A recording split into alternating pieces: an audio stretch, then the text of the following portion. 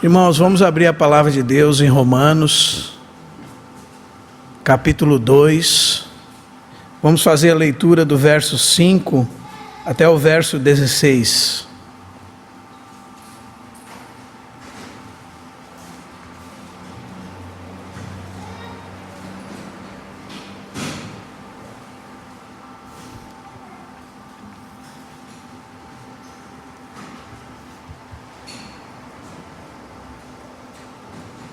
Diz assim a palavra de Deus: mas, segundo a tua dureza e coração impenitente, acumulas contra ti mesmo ira para o dia da ira e da revelação do justo juízo de Deus, que retribuirá a cada um segundo o seu procedimento. A vida eterna aos que, perseverando em fazer o bem, procuram glória, honra e incorruptibilidade, mas ira e indignação aos facciosos, que desobedecem à verdade e obedecem à injustiça. Tribulação e angústia virão sobre a alma de qualquer homem que faz o mal, ao judeu primeiro e também ao grego. Glória, porém, e honra e paz a todo aquele que pratica o bem, ao judeu primeiro e também ao grego. Porque para com Deus não há acepção de pessoas. Assim, pois, todos os que pecaram sem lei, também sem lei perecerão. E todos os que mediante lei pecaram, com lei serão julgados. Porque os simples ouvidores da lei não são justos diante de Deus, mas os que praticam a lei hão de ser justificados. Quando, pois, os gentios que não têm lei procedem por natureza de conformidade com a lei, não tendo lei, servem eles de lei para si mesmos. Estes mostram a norma da lei gravada no seu coração, testemunhando-lhes também a consciência e os seus pensamentos, mutuamente acusando-se ou defendendo-se, no dia em que Deus, por meio de Cristo Jesus, julgar os segredos dos homens de conformidade com o meu Evangelho. Como nós nos sentiríamos, irmãos, se nós soubéssemos que há uma audiência marcada que pode mudar totalmente o nosso futuro, um julgamento que pode definir toda a nossa existência por toda a eternidade? Será que nós perceberíamos que, diante desse julgamento, há um perigo iminente de sermos condenados? E se eu e você soubéssemos que essa audiência tem dia e hora marcados, que já tem juiz estabelecido, que esse juiz pode ler os mais profundos pensamentos, que nada escapa ao seu olhar, e que ninguém pode enganá-lo, que ele conhece o mais profundo do coração.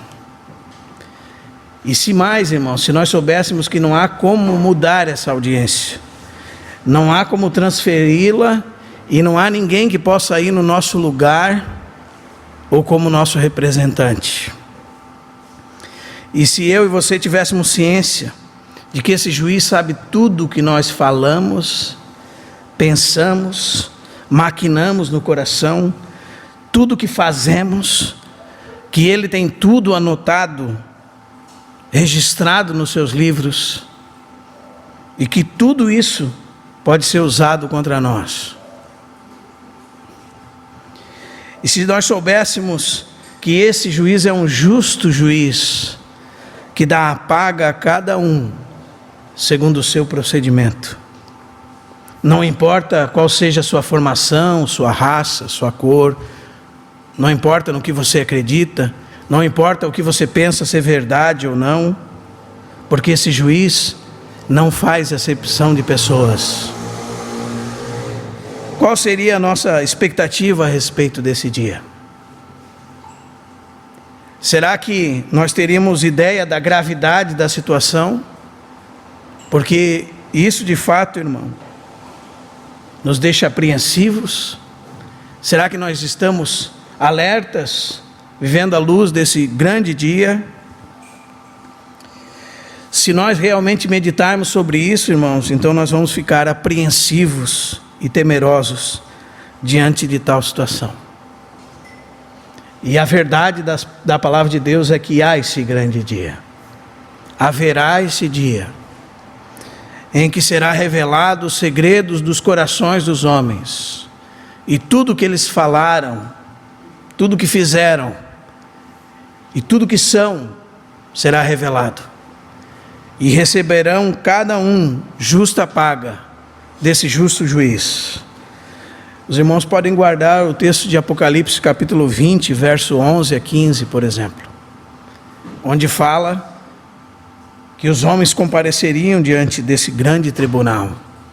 E a palavra de Deus diz que então se abririam os livros, mostrando que Deus tem ciência de tudo, que Ele tem o registro de cada atitude, cada pensamento, cada fala,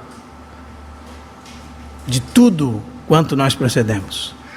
Daquilo que o nosso marido não vê, que a nossa esposa não vê, que os nossos filhos nem sonham, daquilo que se nós colocássemos num telão aqui atrás, o que cada um de nós pensou no dia de hoje, considerou no seu coração ou maquinou, talvez nós gostaríamos de fugir daqui, caso isso acontecesse.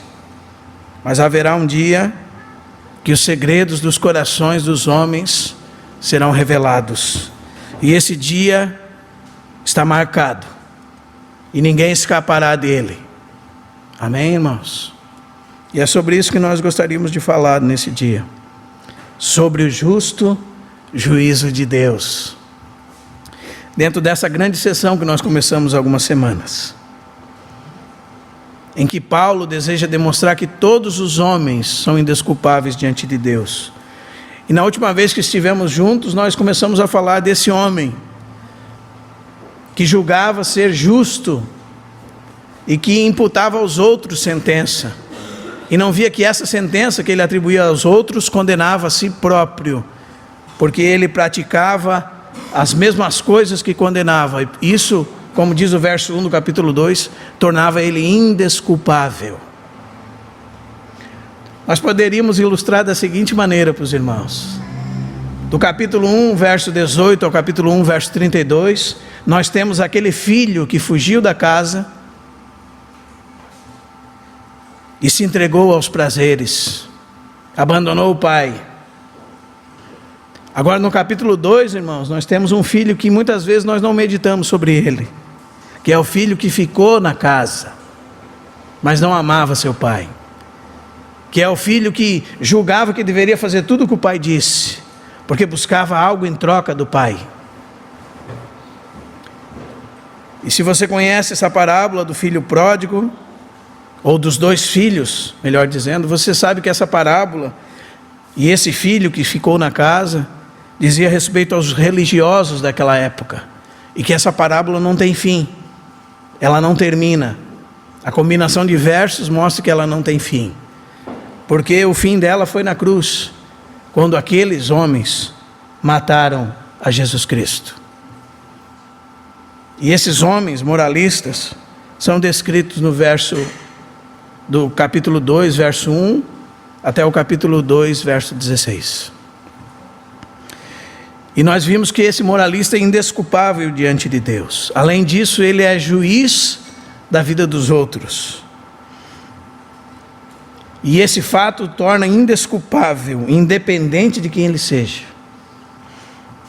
Nós vimos também que esse homem julga segundo a mentira, segundo o seu coração enganoso, e não consegue identificar a natureza corrompida do seu coração. Isso é uma coisa muito comum, irmãos, entre as pessoas que pensam ser boas.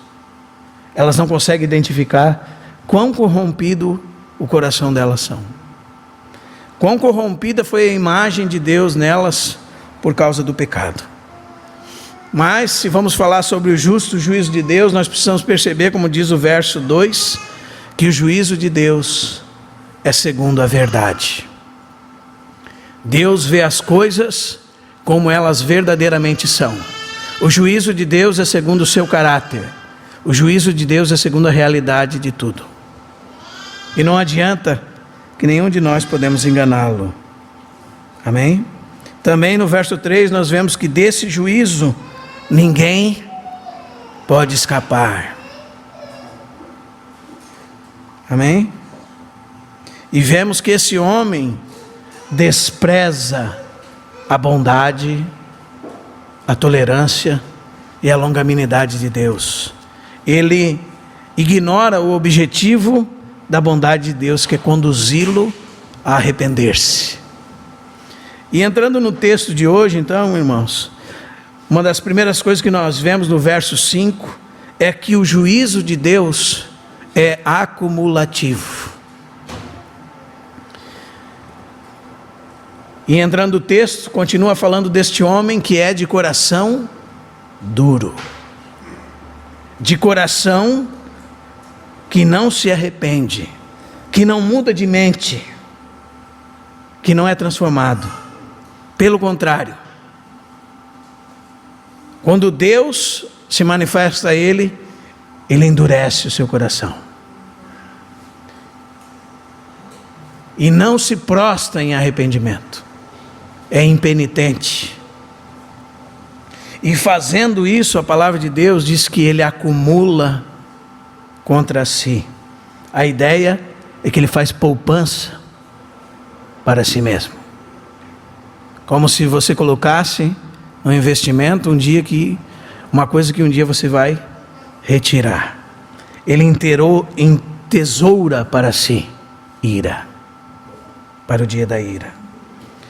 É a mesma palavra que Jesus usou em Mateus capítulo 6, versos 19 e 20. Nós não deveríamos acumular tesouros sobre a terra. Deveríamos ajuntar, sim, tesouro nos céus. É a mesma figura que Paulo usa também em 1 Coríntios 12, quando ele fala que os filhos não entesouram para os pais, mas os pais, sim, entesouram para os filhos. É a mesma palavra que Pedro usa no capítulo 3 da sua primeira epístola, verso 7, quando ele diz que os céus e a terra estão sendo entesourados para o fogo. Então esse homem, irmãos, de dura cerviz, de coração que não se arrepende, a cada um dos seus pecados, cada uma das suas palavras, cada um dos seus atos, tem acumulado ira para o dia da ira. E Deus tem livros, e nesses livros estão revelados, não por causa que ele precise de boa memória, ou alguma coisa que o lembre, mas porque você e eu somos esquecidos. Então ele tem livros, onde todos os nossos atos, palavras, pensamentos estão registrados. E tudo o que fazemos, das coisas nas quais não nos arrependemos, que os homens, ainda que religiosos, não se arrependem, fazem com que seja acumulado ira para esse grande dia. Eles entesouram para esse grande dia. E como dizia D.L. Moody, a ira de Deus armazenada nos céus é o mais trágico estoque que um homem poderia acumular para si. Irmãos, os judeus, por exemplo, pensavam que somente porque eles tinham a aliança de Abraão, eles estavam salvos. Somos filhos de Abraão, estamos garantidos. E mais, eles pensavam que as obras que os patriarcas tinham feito poderia de alguma maneira servir para eles. É o mesmo princípio da salvação pelas obras dos santos do passado, descrito pela Igreja Católica, por exemplo, em que a obra de santo fulano ou beltrano pode servir para a sua salvação, porque ele fez aquilo que servia para a salvação dele e há mais, e agora serve para você. Então, está acumulando coisas boas que pode ser distribuída para outro. A palavra de Deus não diz isso. Os judeus também pensavam assim. Veja, irmão e irmã, a Bíblia diz que cada um de nós, cada homem, seja religioso, seja ateu, seja quem for, acumula para si mesmo ira para o dia da ira. Que terrível, não é verdade, irmãos? E um segundo ponto, o juízo de Deus tem data marcada. Ele acumula ira para o dia. Esse o dia devia estar na sua Bíblia, na minha Bíblia, com letra maiúscula. Esse é o dia e a hora que já está estabelecido por Deus, que todos vão de comparecer diante dele. Esse é o terrível dia da ira de Deus, o dia do julgamento final, que foi anunciado em toda a Escritura Sagrada. Uma terceira coisa, irmãos, esse juízo de Deus vai revelar o mais íntimo e oculto do coração. É o dia da revelação do justo juízo de Deus. Ou como diz o verso 16, o dia que Deus julgará os segredos dos homens. Aquilo que você escondeu, nesse dia ficará revelado. Revelação aqui diz respeito a tornar descoberto aquilo que está coberto, expor, manifestar, aparecer. Nesse dia ficará revelado o justo juízo de Deus. Ninguém, irmãos, poderá dizer nesse dia que Deus foi injusto. Nesse dia, seu juízo justo será revelado. Sua justiça será demonstrada plenamente. Lembro-me que esses dias vi um vídeo do exato momento em que muitos criminosos recebiam sua sentença. E eles se revoltavam. Primeiro você deveria ver esse vídeo para você ver o que é a reação de um homem, ainda que a condenação dele seja somente terrena. A reação do homem quando pegou prisão perpétua.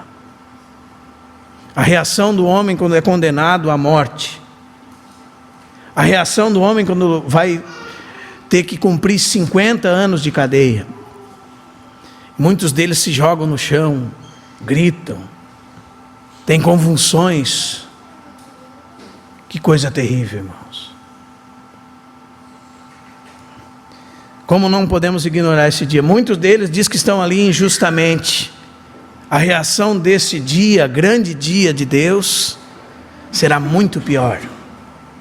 Mas uma coisa é certa: nenhum deles vai dizer que não recebeu a justa paga.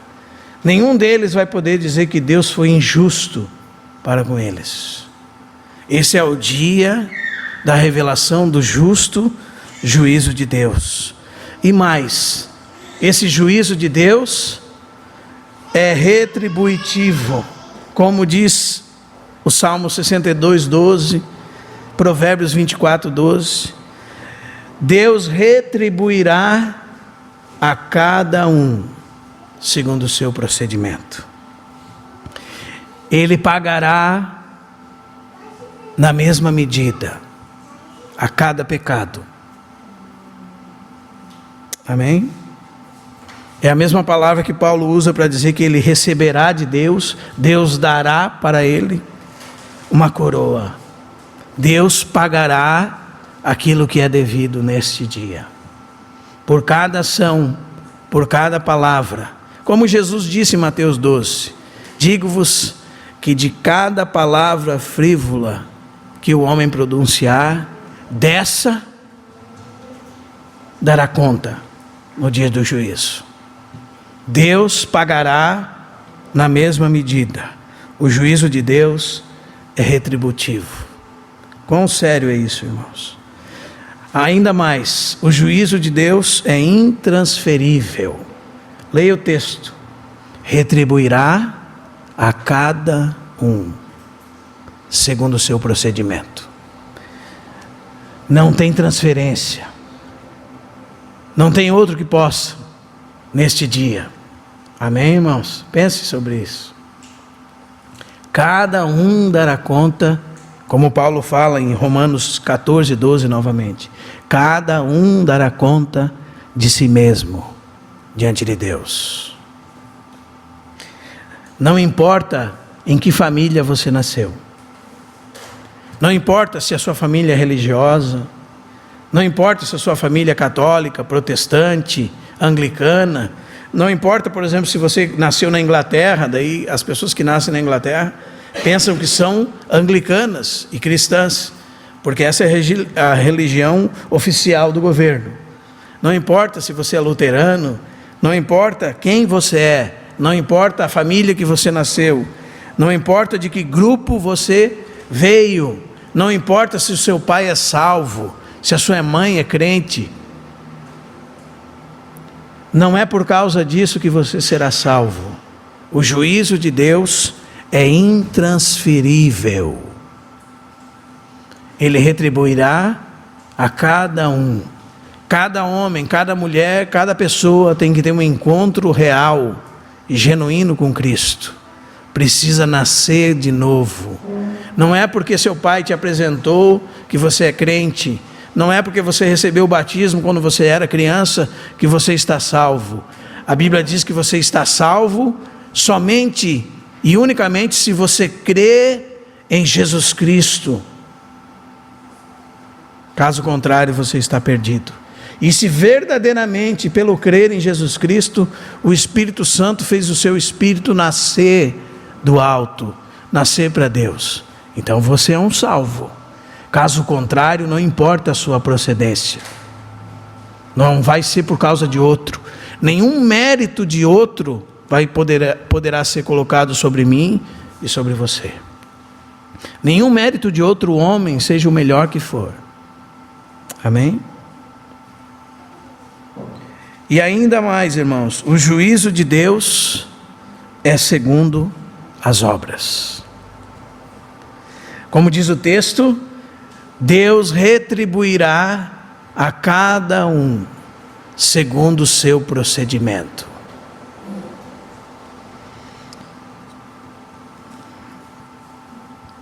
Cada ato, cada palavra, cada pensamento, cada intenção, cada sentimento, sendo os mais ocultos do coração, naquele dia estará exposto e receberá justa paga.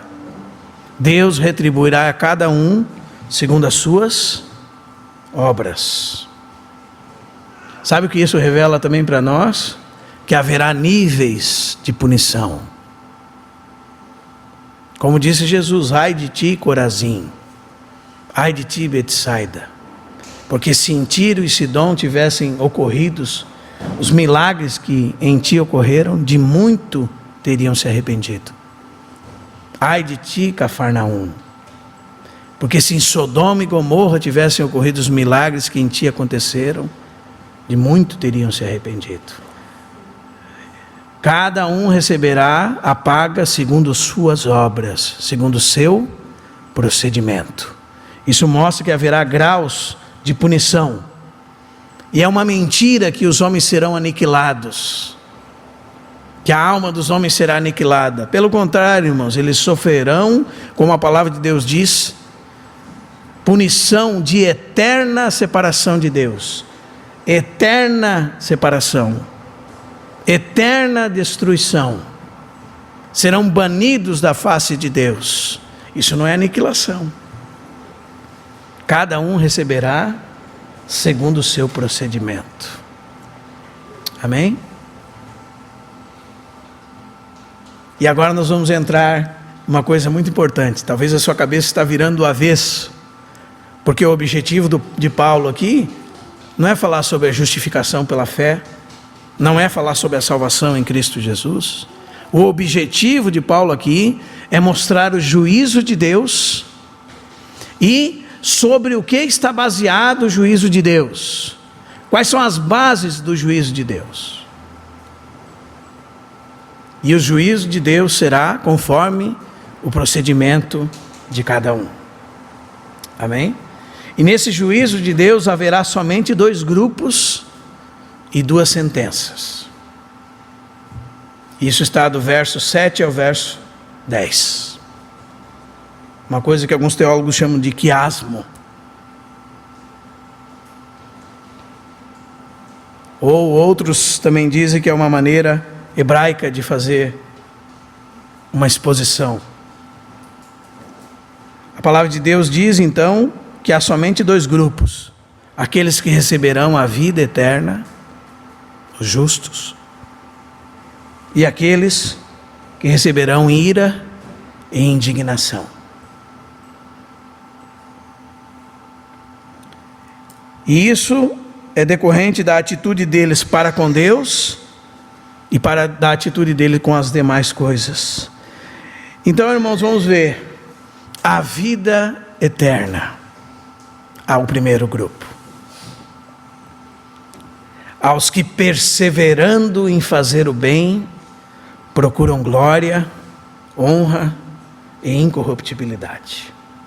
E depois você pode continuar falando desse grupo, porque a palavra de Deus diz que a recompensa deles é glória, verso 10, honra e paz a todo aquele que constantemente vive na prática do bem. Ao judeu primeiro e também ao grego. O que fazem esses homens, irmãos? Primeiro, eles buscam a glória de Deus. E a glória de Deus diz respeito a tudo que Deus é. Eles buscam que Deus seja glorificado em todas as coisas. Eles buscam a glória de Deus. Eles buscam também a honra de Deus, que Deus seja reverenciado, que haja toda a honra a Ele. E mais que isso, eles são honrados, vivem de modo digno da vocação a que foram chamados. E mais do que isso, eles buscam imortalidade, incorruptibilidade. Eles não se misturam com nada que é contaminado ou corruptível. Eles buscam a incorruptibilidade e a imortalidade, e eles perseveram nisso. Como diz o texto, perseverar aqui, irmão, é uma grande chave dos salvos. Uma grande chave. Significa que eles vivem na prática do bem. E o segundo grupo, irmãos, são os condenados. Ira e indignação, verso 8, aos facciosos. Essa palavra significa aqueles que são egoístas, que têm ambição egoísta, que o único propósito de sua vida é agradar a si mesmos. É isso que está por trás dessa palavra facciosos. Era assim que ela era usada na época de Paulo, muitas vezes. Ela pode ser traduzida por ambição egoísta. E esses homens desobedecem à verdade e obedecem à injustiça. E qual é a paga deles, irmãos? A paga deles, a consequência inevitável deles é ira e indignação. É tribulação. A palavra significa estar sendo golpeado, estar sendo chicoteado, estar sendo apertado, afligido, machucado, atormentado, como diz Lucas capítulo 16, sofrendo a ponto de você ouvir pranto e ranger de dentes, ou como diz 2 Tessalonicenses 1, tendo sentença de eterna perdição. E o resultado disso, angústia, sofrimentos consequentes da tribulação, sofrimentos dentro de si, por fora, terror, juízo, angústia, açoites, verdugos, destruição terrível. Por dentro, temor, medo, angústia, sofrimento de espírito, sofrimento terrível, remorso, Que coisa terrível, irmãos. O Senhor nos ajude a entender esses textos e ver a gravidade deles. Então, nós precisamos explicar o que esse texto não significa. Esse texto não significa que algum homem pode ser justificado por obras. Glória a Deus. De maneira nenhuma esse texto significa isso. Se você pensar isso, talvez isso derive de uma meditação curta sobre o que Paulo está dizendo. Como muitas pessoas fazem muitas vezes. Ao invés de perceber o argumento e a grandeza do argumento e onde Paulo quer chegar, as pessoas tiram um contexto, uma parte do texto e interpretam por si só. Paulo de maneira nenhuma está falando sobre salvação por obras aqui. Paulo está falando quais são as bases do julgamento e da condenação de Deus. Não sobre salvação, mas quais são as bases do julgamento de Deus. As obras, irmãos, não salvam ninguém. Mas sem dúvida nenhuma, aquilo que fazemos é base para que sejamos condenados. E eu gostaria que os irmãos entendessem isso muito bem esta noite, todos nós. Sabe por quê, irmãos? Quem são esses que recebem a vida eterna? São aqueles que foram nascidos de novo em Cristo Jesus. Paulo não precisa explicar quem são eles aqui. Paulo só está dizendo para quem Deus dará a salvação. E sabe para quem Deus dará a salvação, irmãos? Para os nascidos de novo. E como se comprova que esses homens e mulheres são nascidos de novo? Por aquilo que eles fazem. Por aquilo que eles fazem, se comprova se eles são nascidos de novo ou não. Se por um lado, aquilo que uma pessoa faz, não há, pelo que ela faz, possibilidade nenhuma dela receber salvação por isso, por outro lado, um nascido de novo, um nascido de Deus, jamais não fará coisas boas. Jamais. Uma das características da salvação é aquilo que você faz. Isso Tiago deixou muito claro, irmãos. Mostra-me a tua fé sem obras e eu te mostrarei a minha fé pelas minhas obras. Aquilo que nós fazemos caracteriza aquilo que nós somos. Um cristão nascido de novo é alguém que vive perseverando em fazer o bem, buscando a glória de Deus, a honra e a incorruptibilidade. Por isso que Pedro diz assim: amados, buscai ardentemente confirmar a vossa vocação e a vossa eleição, porque deste modo, fazendo isso, de modo nenhum tropeçareis.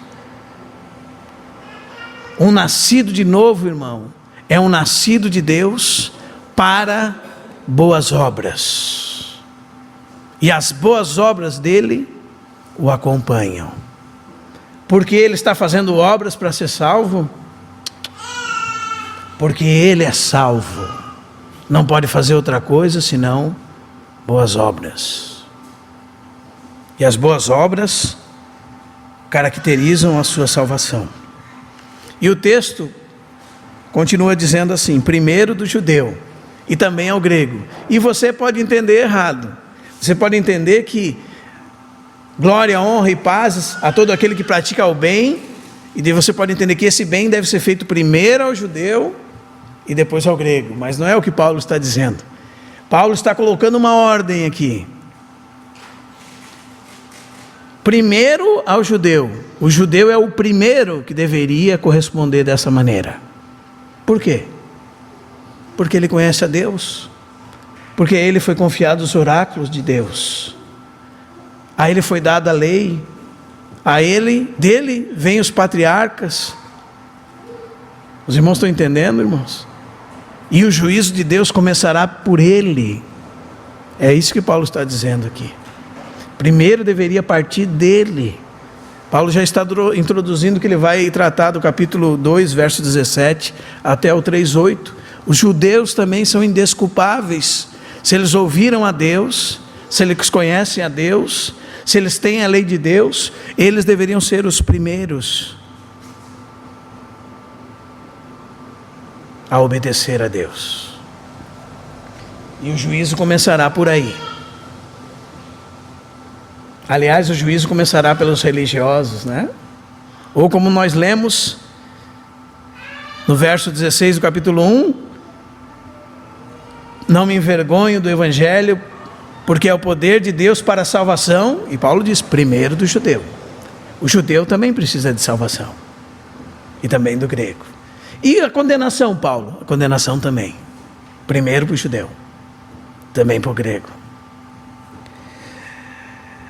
Isso aqui não destaca nenhum privilégio para os judeus, irmãos, e sim que a ordem do julgamento vem primeiro por aqueles que dizem que conhecem. Amém? E continuando o nosso texto, o juízo de Deus é sem acepção de pessoas. Como diz o verso 11, porque para com Deus não há acepção de pessoas. Não importa quem você seja. Não importa se você seja judeu. Não importa se você seja filho de Abraão.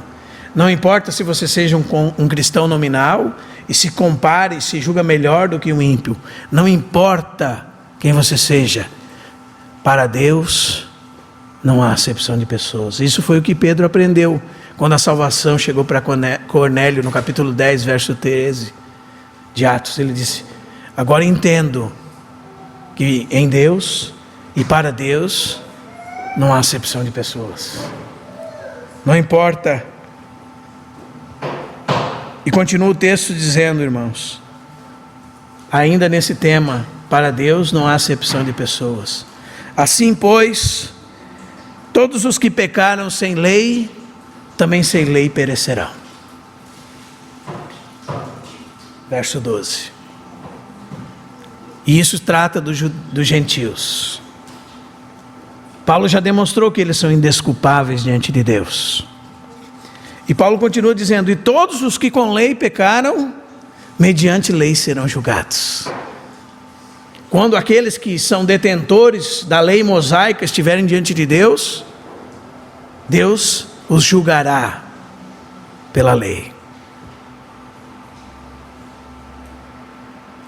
Mas não só isso, irmãos, todos serão julgados. Talvez você ache injusto a expressão que Paulo acabou de usar aqui. Todos os que pecaram sem lei, e a ideia do pecaram aqui é que se mantiveram sempre no pecado, esse é o tempo verbal, até o fim no pecado, perecerão.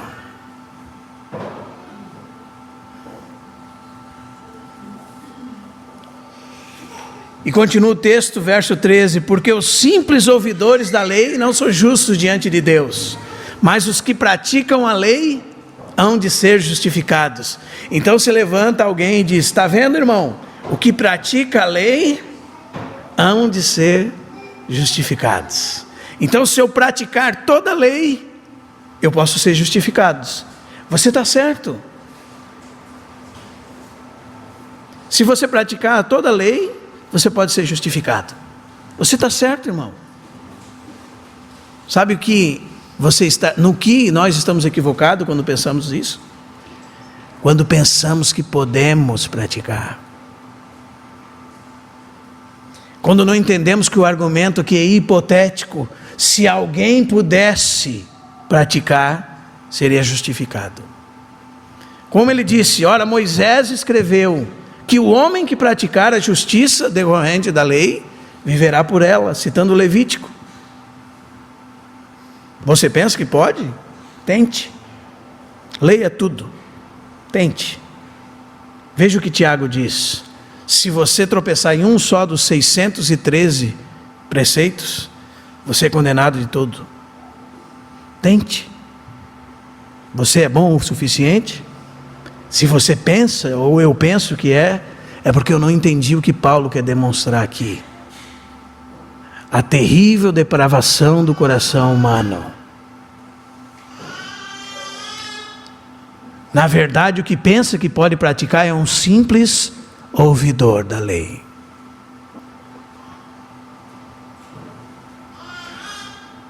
Amém?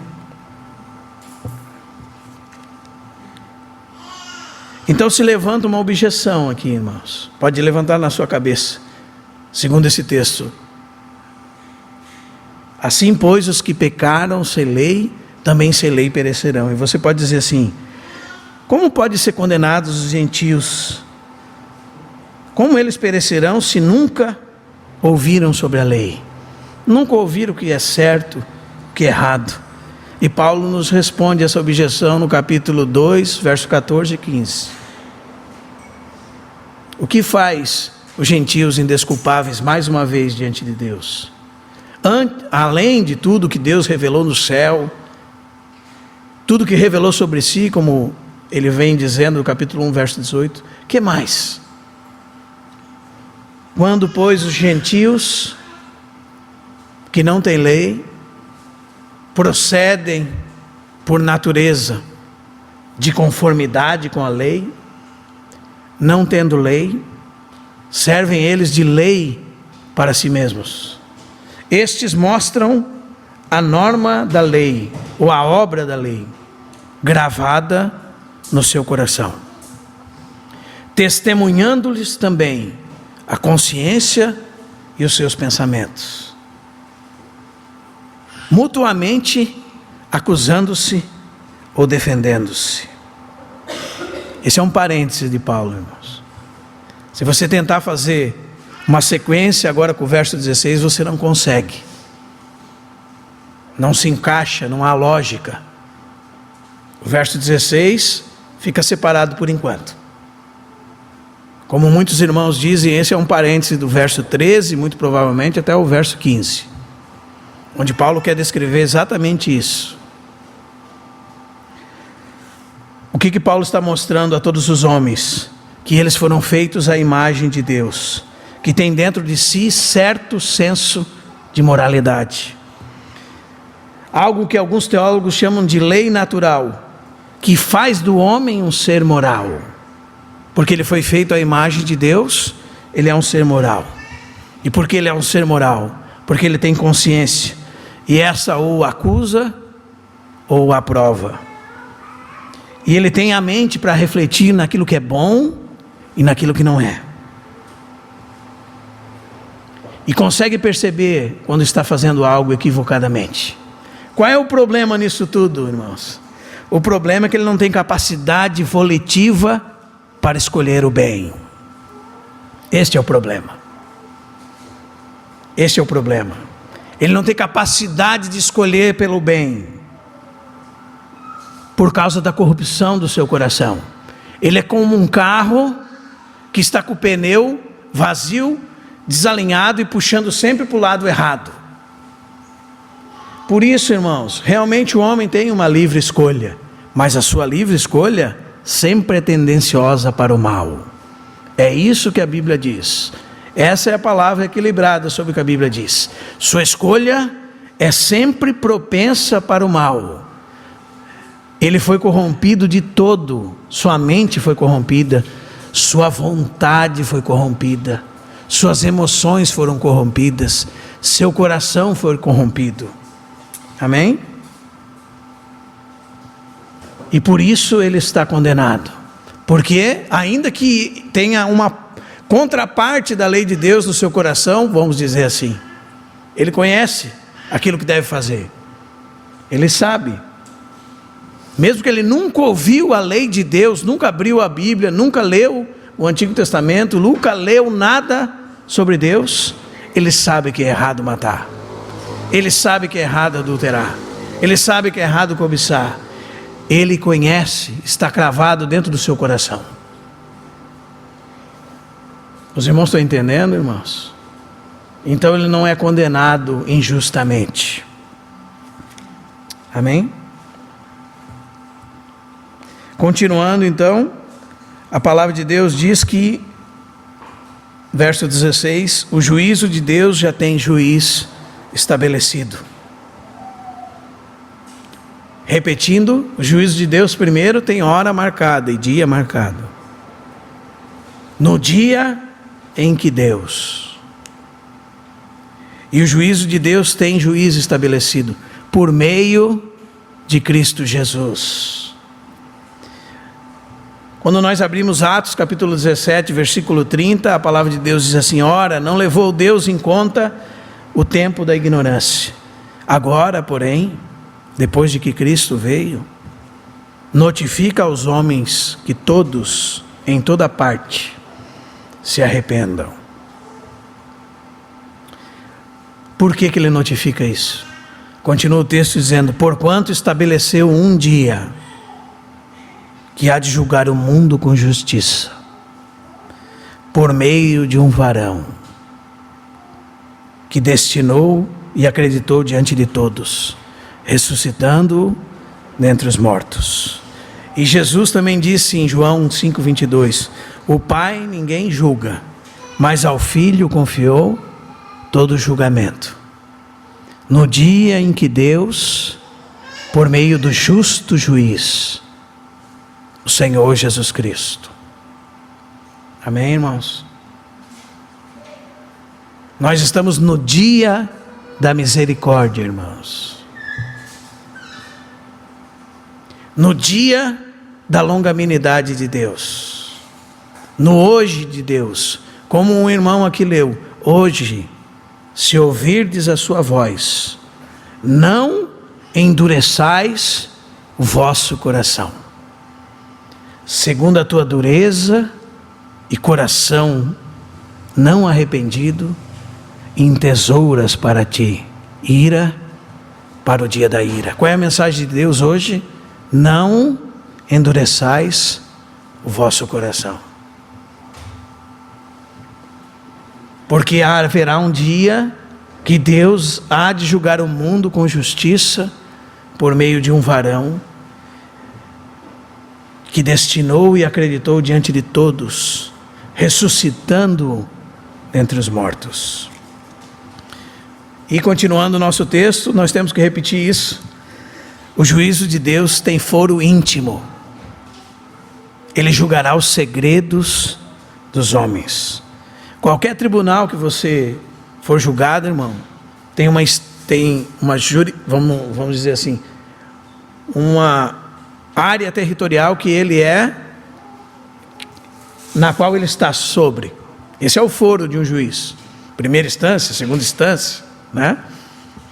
Por melhor que seja o juiz, que ele pudesse ter toda a instância, ele jamais conhece o seu coração. Mas esse juiz aqui não. Esse juiz aqui julgará os segredos dos homens. O juízo dele é de foro íntimo. Não tem nada que passa escondido a ele. Amém, irmãos? Nada. Nós realmente, irmãos, precisamos pregar essa verdade. Ou fazer a árvore boa o seu fruto bom, ou fazer a árvore má o seu fruto mau. Porque pelo fruto se conhece a árvore. O Senhor disse: raça de víboras, como podeis dizer coisas boas, sendo maus? Pelo fruto se conhece a árvore. O Senhor gostaria de tratar, irmãos, com o coração dos homens, não com o exterior. Essa era a repreensão do Senhor Jesus contra os fariseus. Eles limpavam o exterior do copo, quando o copo estava cheio de toda espécie de rapina, de podridão. Eles eram como sepulcros caiados, por fora bonitos, por dentro cheio de podridão, cheio de pecado. O Senhor está interessado em que nós reconheçamos a natureza da árvore má. E porque nós somos maus, nós fazemos coisas más. Essa denúncia, irmãos, E naquele dia o Senhor revelará os segredos dos corações dos homens. Não haverá desculpas. Imagine você, se você pudesse mentir até o último, porque o Senhor conhece o seu coração, mas você mente para si mesmo, mente para o seu marido, mente para sua mãe, mente para o seu pai, mente, a todo tempo você mente. E então, você estivesse na presença de alguém que pudesse mostrar os segredos do teu coração, a maldade do teu coração, revelar diante de você e diante de todos a malignidade do seu coração. Será que nós teríamos desculpas, irmãos? Será que num momento como esse alguém terá escusas? Com certeza não. E como continua Paulo dizendo, segundo o meu evangelho. Isso é mensagem do evangelho, irmãos. O evangelho passa por aqui. O evangelho passa por isto. Você nunca irá se arrepender se você não souber o quanto mal você é, quanto mal eu sou. Jamais vou me arrepender. Eu não preciso de Deus. O meu Deus é pequenininho, é um Deus que só completa aquilo que me faltava para eu ser uma pessoa perfeita. Isso é mentira. Nós somos maus. Há corrupção no coração do homem. E se nós não entendemos isso, para que a salvação, irmãos? Não precisa de salvação. A salvação é para os perdidos. A cura é para os doentes. Os sãos não precisam de médico. A salvação é para aqueles que reconhecem a sua natureza diante de Deus, choram diante de Deus e mudam de vida, mudam sua mentalidade, começam a viver para Deus, foram iluminados pelo Espírito Santo, nascem de novo, renascem para Deus. Que o Senhor possa nos ajudar, irmãos. O Evangelho passa por quem Deus é, passa pela justiça de Deus, passa pela pureza e santidade de Deus, passa pela realidade da condição pecaminosa humana, e que não há justo nenhum diante de Deus, nenhum sequer. É esse o propósito de Paulo, nenhum sequer. Quando nós dobramos os nossos joelhos, e nós dizemos, Senhor, não há justo nenhum sequer, não há nada em mim de bom, Deus, não há nada que eu possa fazer para Ti, eu sou doente, minha condição é maligna, salva-me, Senhor, ajuda-me, Senhor, socorre-me, Senhor. Irmãos, o que nós podemos aprender com isso, irmãos? Primeiro de tudo, irmãos, nós podemos aprender que o Senhor vem e fala ao nosso coração. E infelizmente, o nosso coração está endurecido. E sabe por que nosso coração está endurecido? Muitas vezes, pelo engano do pecado. O pecado é vil, o pecado é doloso, o pecado nos engana, o pecado enrijece a nossa cerviz. E mais que isso, o pecado, irmãos, cauteriza a nossa consciência. E nós ficamos endurecidos, e precisamos lembrar do que o escritor aos Hebreus disse em capítulo 3, verso 12 e 13 de Hebreus. Tende cuidado, irmãos, jamais aconteça haver em qualquer um de vós perverso coração de incredulidade, que vos afaste do Deus vivo. Pelo contrário, exortai-vos mutuamente a cada dia, durante o tempo que se chama hoje, a fim de que nenhum de vós seja endurecido pelo engano do pecado. Que o Senhor nos ajude, irmãos, que tenhamos um coração que reconhece a bondade, a tolerância, a longanimidade de Deus, e que ela nos conduza ao arrependimento. Não tenhamos um coração endurecido. Se hoje ouvirdes a sua voz, não endureçais o vosso coração. A palavra de Deus amolece o nosso coração. Que possamos nos submeter à palavra de Deus. Que difícil é, mas ela revela a condição de nós, de cada um de nós. Segunda coisa, irmãos, há um dia para ser julgado todos os homens. E se ninguém escapará desse dia, irmãos, que cada um de nós, se você não tem a Cristo ainda, corra para lavar em Cristo os seus pecados. Corra por o único meio dado por Deus para a sua salvação. Corra para Jesus Cristo, desesperadamente. Fora dele não há salvação. Não há nenhum nome dado entre os homens pelo qual podemos ser salvos. Se há um dia que nós vamos estar diante desse rei, diante desse juiz, e ele revelará todos os segredos do nosso coração, que possamos ser arrependidos nesse dia de hoje e correr para Cristo. Amém, irmãos? Que nós possamos estar cientes no nosso dia a dia, irmãos, que cada atitude, cada pensamento, cada palavra, cada intenção está sendo registrada diante de Deus.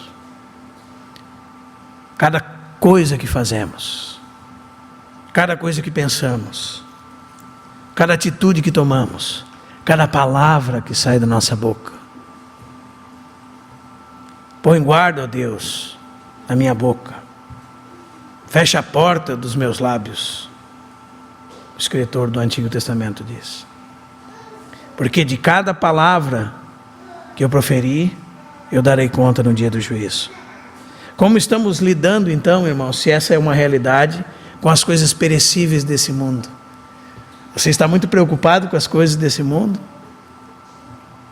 Você sabia que tudo isso está sendo guardado e preservado para o fogo? Tudo isso que para nós tem um valor de tesouro, seja casa, carro, emprego, roupa, bens materiais de qual seja for, está sendo entesourado para o fogo. Como é que nós estamos lidando com isso, irmãos? Onde está o nosso tesouro? Para quem nós estamos guardando? Será que nós somos igual aquele homem que disse: farei celeiros grandes, encherei os celeiros, guardarei muito, então direi à minha alma, veja minha alma, diz o texto, satisfaze-te, regala-te, e o Senhor diz: tolo, hoje pedirão a tua alma. Para quem é isso que você tem guardado? Os irmãos estão me entendendo, irmãos?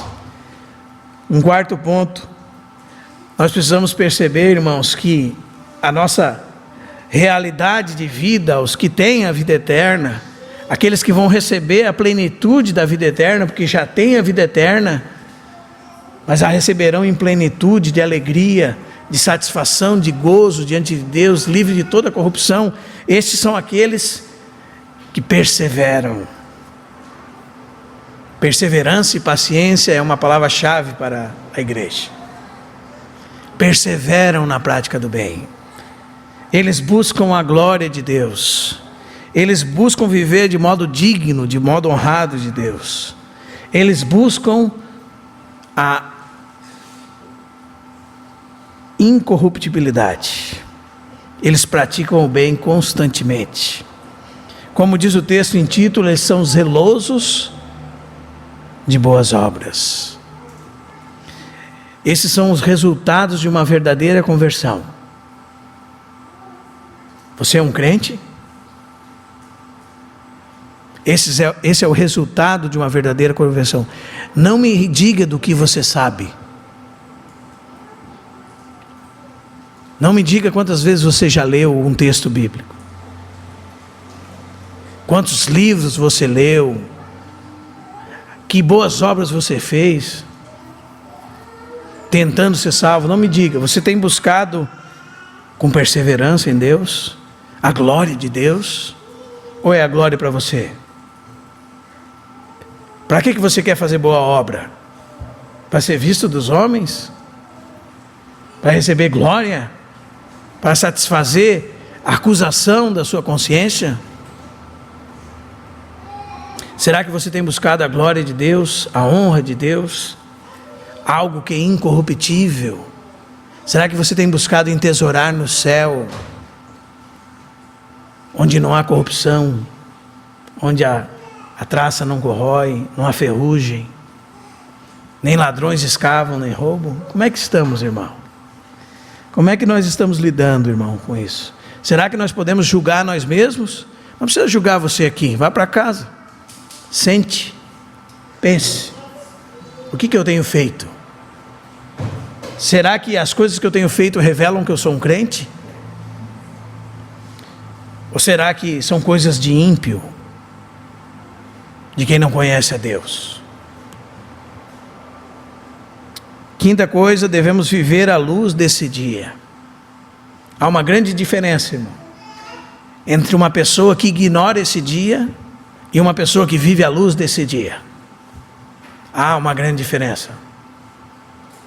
Quando você viver à luz, à sombra desse dia, como se isso fosse um sol sobre você, como se fosse um telhado sobre você, o dia da ira de Deus, o dia do justo juízo de Deus, estivesse sobre você, sempre a sua lembrança diante dos seus olhos, como seria diferente a nossa vida, irmãos? Como nós precisamos viver à luz desse dia. Quando nós acordamos, quando nós saímos para trabalhar, nas nossas reações, à luz desse dia, à sombra desse dia. Como precisamos aprender a viver à sombra desse dia? Como nós vamos pensar 10 vezes antes de soltar uma palavra frívola, vazia, inútil, vã? Como nós vamos pensar antes de falar mal de alguém? Como nós vamos pensar antes de praticar o mal? Como nós vamos pensar antes de cogitar o mal? À luz desse dia. Nós devemos viver à luz desse dia.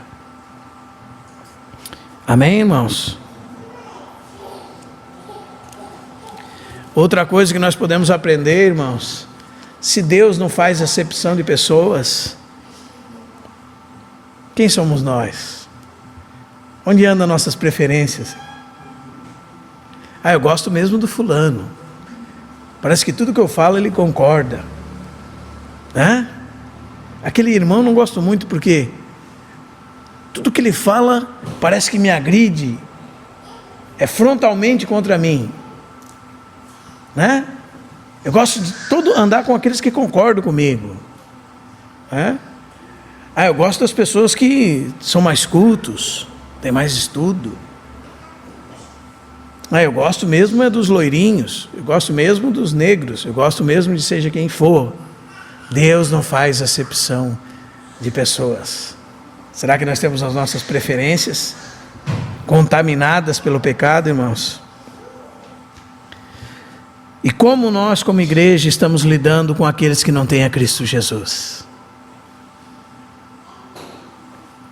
Como dizia um pregador, diz que contou para o seu irmão assim: meu irmão, eu recebi a Cristo Jesus, e nós devemos crer em Cristo Jesus, porque hoje eu entendi que o meu coração é corrompido, e eu preciso de Deus. E o irmão disse para ele: não é agora para mim, isso não me serve. E ele embarcou na moto, e sua moto bateu de cara com um caminhão, no mesmo dia. Como eu e você, irmão, estamos lidando com essa realidade? Que há uma só vida para viver, não duas. Não acredite na mentira do espiritismo, não 3, uma só. Aos homens, Hebreus 9:25, é dado morrer uma única vez, e depois da morte, este dia aqui, o juízo. Aos homens é dado morrer uma única vez, e depois este dia. Quando você olhar para o seu amigo do trabalho, que vai para o inferno, que está perdido, lembre, aos homens é dado morrer uma única vez, e depois disso, este dia. Isso é urgente, irmãos, amém? Agora, irmãos, o Senhor Jesus é nosso Salvador, nosso advogado, nosso ajudador, nosso Senhor. Um dia Ele será o justo juiz. Hoje é o dia, amém? Haverá o dia da ira do Cordeiro. Esse dia, irmãos, a palavra de Deus diz que os homens buscarão pela morte e não o encontrarão. E irão debaixo das montanhas e dirão que caiam essas montanhas sobre nós. E isso não acontecerá. E nos escondam da ira do Cordeiro. Imagine, irmão, um homem buscar o suicídio ou que alguém o mate para que ele não consiga passar por aquela situação inescapável. Os irmãos estão entendendo, irmãos? Corramos para Cristo, agora Ele é o nosso ajudador, nosso advogado, o nosso consolador, o nosso redentor. Possamos ter ciência de tudo isso, irmãos. Que o Senhor nos ajude a ter uma vida de santidade, de honra, de glória. Não porque nós, se não fizermos isso, vamos para o inferno, mas porque Ele nos deu a vida eterna. Pela graça, sois salvos, mediante a fé. Isto não vem de vós, é dom de Deus, não de obras, para que ninguém se glorie. E o verso 9 diz que nós somos um poema dele, somos feitura dele, criados em Cristo Jesus, agora sim, para boas obras, as quais Deus de antemão preparou para que andássemos nelas. Primeiro nascer de novo, amém? Primeiro nascer para Deus, para então confirmar a sua vocação e eleição por aquilo que você faz, por causa daquilo que você é. Aquilo que você faz por causa daquilo que você é.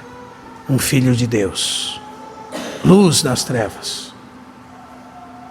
Amém?